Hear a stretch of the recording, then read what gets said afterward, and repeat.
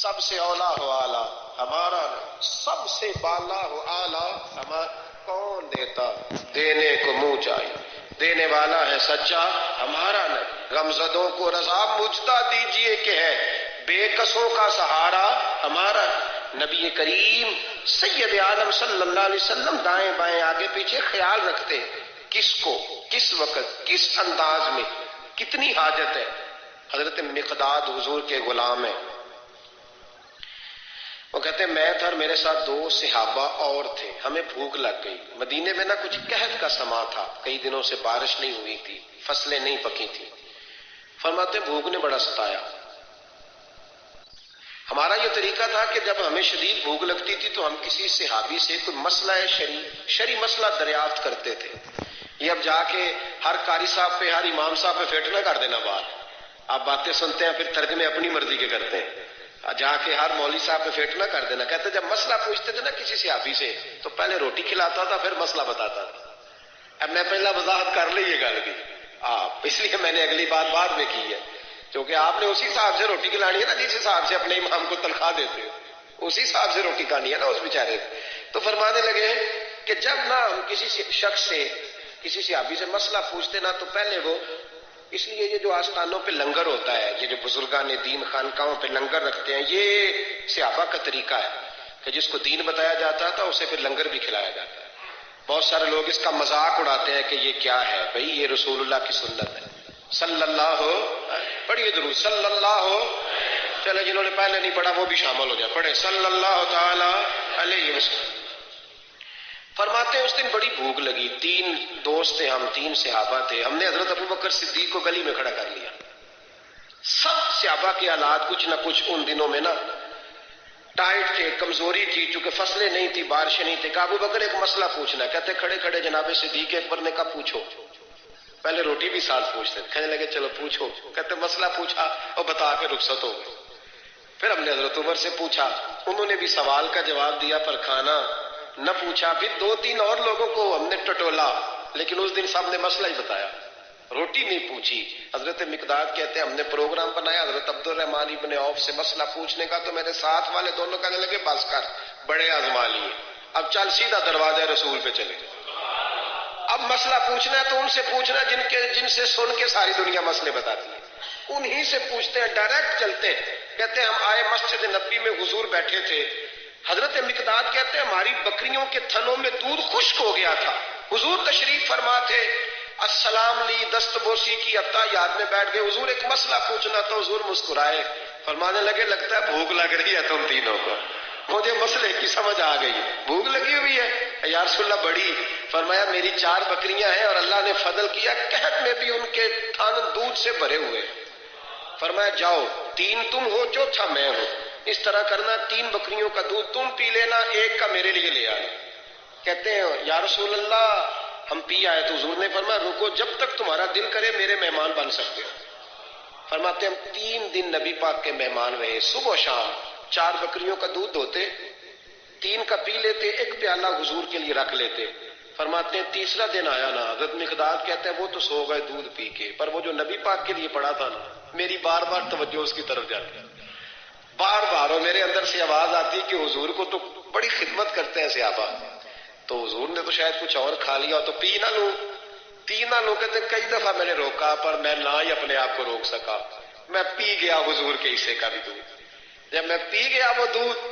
کہتے ہیں اب پینے کے بعد جو پریشانی ہوئی وہ زیادہ تھی، دل میں خیال آیا اگر حضور ناراض ہو گئے کہ بھئی تمہیں تمہارے حصے کا دودھ دیا تھا اور مسلسل 3 دن سے مل رہا ہے پھر کیوں پیا، اور حضور ناراض ہو گئے تو گرا جو ان کی نگاہ سے وہ سنبھل نہیں سکتا۔ فرمانے لگے اسی پریشانی میں تھا کہ حضور آ گئے، اب تو میرا وجود کانپنے لگا۔ سرکار سیدھے اس پیالے کی جانب گئے جس میں دودھ ہوتا تھا، فرماتے ہیں نبی پاک نے نہ اٹھایا کپڑا، اٹھایا برتن، دودھ نہیں تھا، حضور نے پوچھا نہیں کون پی گیا، بلکہ نبی پاک نے ہاتھ اٹھایا کہ اللہم اطعم من اطعمنی واسقی من سقانی، یا اللہ جو مجھے کھلائے تو اسے کھلا، جو مجھے پلائے تو اسے پلا۔ حضرت مقداد کہتے ہیں میں نے کہا اوہو یہ تو بڑی قیمتی دعا مل رہی ہے، بکریاں میری جو بکریاں تھیں وہ تو پہلے نہیں دودھ دے رہی، تھنوں میں دودھ خشک ہے، اور اتنی بڑی دعا کہ جو کھلائے اسے کھلا، جو پلائے اسے پلا۔ نبی کریم علیہ السلام کی دعا سنی تو کہتا میں بستر کے اندر منہ دیا ہوا تھا، جھٹ سے میں نے کپڑا اتارا،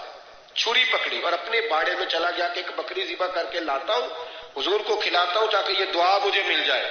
کہ یا اللہ جو مجھے کھلائے تو اسے کھلا۔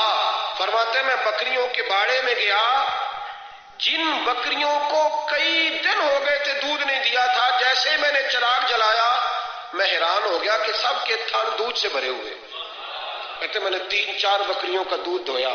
برتن میں بھرا، محبوب کی بارگاہ میں لایا۔ کہتے ہیں حضور نے خوش ہو کے پیا۔ جب پی لیا نا نبی کریم نے تو حضور فرمانے لگے چل میں نے تیرا لایا پی لیا، اب یہ بتا میرا کس نے پیا تھا؟ اب وہ والی بات کرنا جس کے گچھے سے لچھے جڑے نور کے، ان ستاروں کی نزہت پہ لاکھوں سلام، ان کے خطبے کی ہیبت پہ کروڑوں درود، ان کی باتوں کی لذت پہ لاکھوں سلام، جس کی تسکی سے روتے ہوئے ہنس پڑے، اس تبسم کی عادت پہ فرمایا بتا میرے والا کس نے پیا؟ کہا یا رسول اللہ بڑا روکا اپنے آپ کو، پر محبوب آپ کی بکریوں کے دودھ کی لذت ہی کیا ہے؟ حضور نہیں روک سکا تو محبوب کریم فرمانے لگے اچھا اکیلے پی گئے ہو، جا پھر دودھ بھی تو میرا پی گیا ہے اور میں تیرے لیے پھر دعا کرتا ہوں کہ یا اللہ اس نے مجھے پلایا تو اسے پلا، اس نے مجھے کھلایا تو اسے کھلا۔ نبی کریم ہر اس شخص کا خیال رکھتے جو بھوکا ہوتا، جو پیاسا ہوتا، جو کمزور ہوتا، تھوڑا تھوڑا دائیں بائیں دیکھ، یہ حضور کی سیرت کا بہت بڑا پہلو ہے، تھوڑا دائیں بائیں آگے پیچھے ضرور دے۔ یقیناً جب آپ کسی کے کام آتے ہیں تو آپ کو آزمائش سے گزرنا پڑتا ہے، یقیناً میں نے اپنے دور میں یہ منظر دیکھا ہے، اگر آپ ہاتھ پھیلا رہے ہیں تو آپ مانگنے والے ہیں، اور اگر آپ ہاتھ نہیں پھیلا رہے تو لوگ کہتے ہیں پتہ نہیں کوئی تو چکر ہوگا، اگر آپ سوال نہیں کر رہے تو پھر لوگ کہتے ہیں کوئی تو ایسا کھاتا ہوگا جہاں سے دولت یعنی کوئی ایسی سمت نہیں جہاں آپ محفوظ رہ سکیں۔ آپ کو دونوں جانب سے لوگ گھیریں گے، دونوں جانب سے، جب آپ کسی کے کام آئیں گے، جب آپ کسی تک پہنچیں گے، جب آپ کسی کو، اور میں نے یہ بھی دیکھا ہے، میں صارف سے ماتقدم کے طور پہ آپ کو سمجھا رہا ہوں، آپ نے کسی شخص کی مدد کر دی نا، آپ نے مدد کی تو وہ بھی کئی دفعہ بدگمان ہوتا ہے کہ اس کے پاس بڑا کچھ تھا تبھی تو مدد کی نا اس نے، حالانکہ آپ نے ان باتوں پہ غور نہیں کرنا، یہ ساری چیزیں آئیں گی، کیونکہ اگر کسی شخص کی بری عادت کی وجہ سے آپ اپنی اچھی چھوڑ دیں گے تو پھر آپ کا نقصان ہوگا، اس کا نقصان۔ نبی پاک کے اخلاق یہی ہے کہ سامنے والا جو مرضی کرے، ہم نے وہ کرنا جس کا درس ہمارے نبی نے ہمیں دیا ہے،